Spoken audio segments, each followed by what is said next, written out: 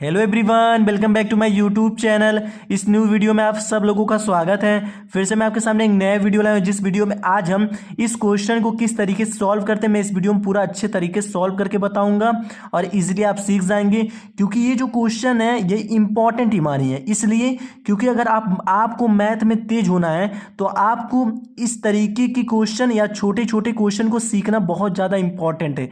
क्योंकि अगर आप इस तरीके क्वेश्चन करेंगे और छोटे छोटे क्वेश्चन को सीखेंगे तभी आपका मैथ अच्छा हो पाएगा, तभी आप मैथ में तेज हो पाएंगे।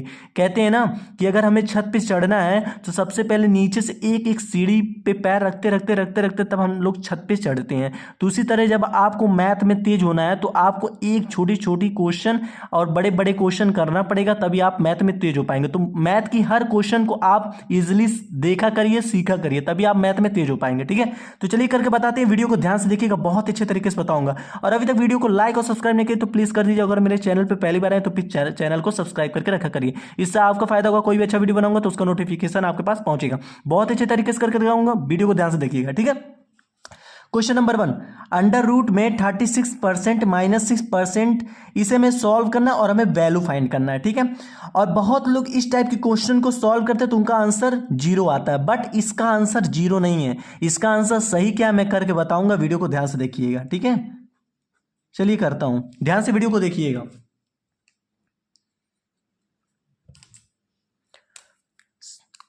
तो क्वेश्चन नंबर 1 क्या है, अंडर रूट में 36% -6%, इसे हमें सॉल्व करना है। तो कुछ नहीं करेंगे, सबसे पहले इस क्वेश्चन को आप ऐसे उतार लीजिए।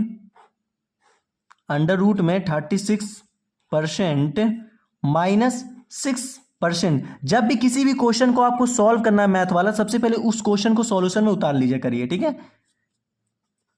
अब देखिए क्या करना है, अंडर रूट को ऐसे लिख देंगे, अब 36 को हम ऐसे लिख देंगे। ठीक है, अब इसके जस्ट बगल में क्या है, परसेंटेज दिया। तो जब भी किसी भी नंबर के साथ परसेंटेज दिया रहता है तो उस परसेंटेज के लिए हम डिवाइड बाई 100 कर देते हैं। ठीक है, तो कभी भी किसी भी नंबर के साथ परसेंटेज दिया तो उस नंबर को लिखिएगा, डिवाइड बाई परसेंटेज के लिए आप 100 कर दीजिएगा। ठीक है, अब माइनस क्या करेंगे, 6 लिखेंगे।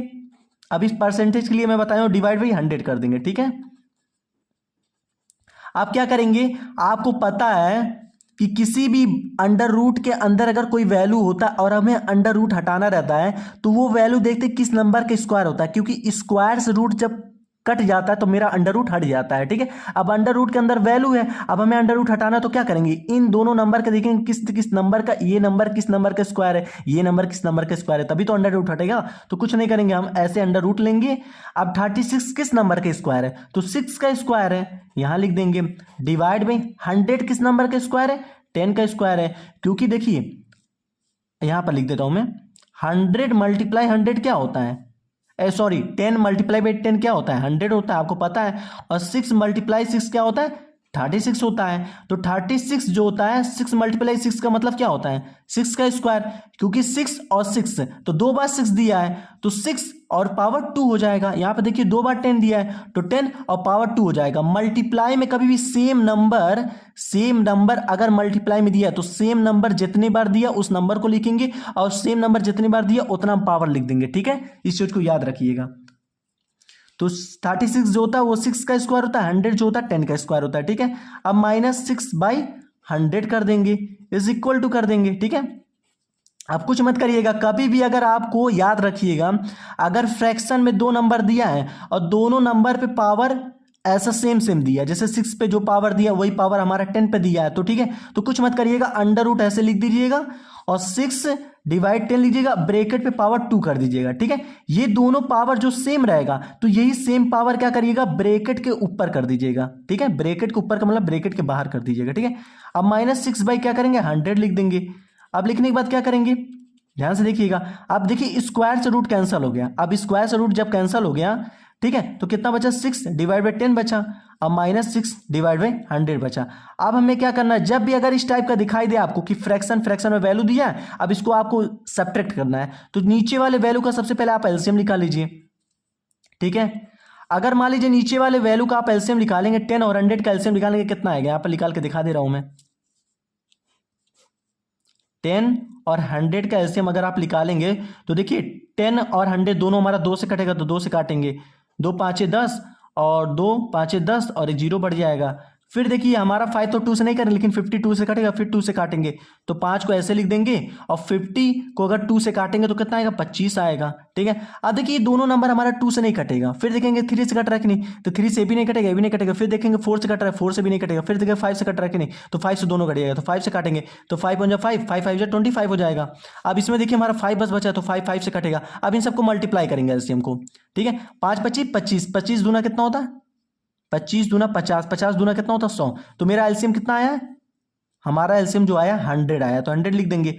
अब एक बात हमेशा याद रखिएगा, जो भी मेरा एलसीएम आएगा वही सेम हमारा इन दो नंबर में देना चाहिए। मतलब अगर एलसीएम मेरा 100 आया तो ये जो दो नंबर है ये भी मेरा 100 होना चाहिए। अगर 100 होगा तो ऊपर वाला वैल्यू सेम इजिली हम उसे लिख देंगे। लेकिन मान लीजिए एक दूसरा नंबर एक 100 है, ठीक है, तो क्या करिएगा, इसमें ऐसे नंबर से मल्टीप्लाई कीजिएगा कि मेरा एलसीएम जो आया वही सेम नंबर आए।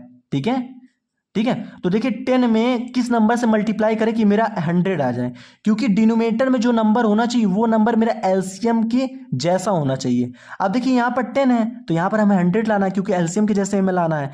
तो 10 में किस नंबर से मल्टीप्लाई करें कि मेरा 100 आ जाए, तो 2 से मल्टीप्लाई करेंगे। तो जिस नंबर से इसमें मल्टीप्लाई करेंगे उसी नंबर से ऊपर मल्टीप्लाई करिएगा, तो 2 से मल्टीप्लाई करेंगे तो मेरा 100 आ जाए, नहीं सॉरी 2 से नहीं 10 से मल्टीप्लाई करेंगे, आई एम रियली सॉरी, क्योंकि 10 से मल्टीप्लाई करेंगे तो 100 आ जाएगा। अब जिस नंबर से हम मल्टीप्लाई कर रहे हैं उसमें उसी नंबर से ऊपर मल्टीप्लाई कर देंगे, तो 6 मल्टीप्लाई 10 कितना होता है, 6 मल्टीप्लाई 10 कर दीजिएगा माइनस।